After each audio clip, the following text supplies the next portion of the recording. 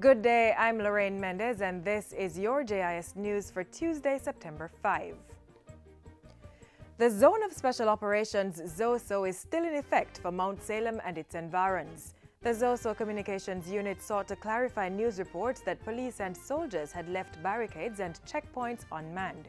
The Communications Unit explained that the curfew order for Mount Salem expired on Monday, and the Joint Police and Military Command has now begun cordons and searches. Mount Salem was declared a Zone of Special Operations on Friday, September 1. The Zone of Special Operations will be in effect for 60 days.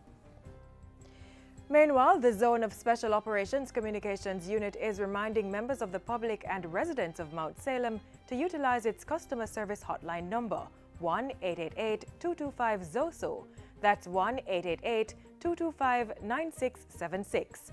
The 24-hour manned hotline number is the only official communication channel for residents to report any concerns relating to the conduct of the security forces operating in the Zone of Special Operations. The hotline can also be utilized to get information on citizens' rights and responsibilities, as well as feedback on activities within the zone. Government has started its community intervention program under the Zone of Special Operations. A special back-to-school fund has been established to help with the cost of education for students in and around Mount Salem St. James.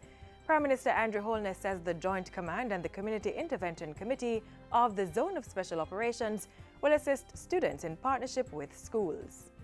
We will be meeting with the guidance counselors for them to identify students from the zone who are in need, and so support can be channeled through the schools to the students. Parents who are in need in the community, after being assessed, will also be assisted directly. So we are doing everything within the zone to ensure that all children of school age turn out for school. And we will continue to support them to ensure that they stay in school. The Prime Minister was speaking at a press conference following Sunday's tour of the Mount Salem community. Prime Minister Andrew Holness, meanwhile, is encouraging citizens of the first declared Zone of Special Operations to attend and take advantage of a community services fair. Mr. Holness says the Mount Salem Community Services Fair is part of the Community Intervention Strategy under the Zone of Special Operations initiative. The fair is planned for the weekend and will focus on increasing access to state services. We will have the passport office, PICA. We will have the EOJ. We will have representatives from the tax office for issuing TRN. We will have representatives from SDC and HART. And we will also have their various health services. A new standby generator has been installed at the Ocho Rios police station to provide the facility with backup power when the grid goes down. The $7.3 million generator has an automatic transfer switch that will turn on once electricity goes and switch back to the grid when power returns. At Thursday's handover ceremony, Minister of National Security Robert Montego said the standby generator will enhance police operations in the town.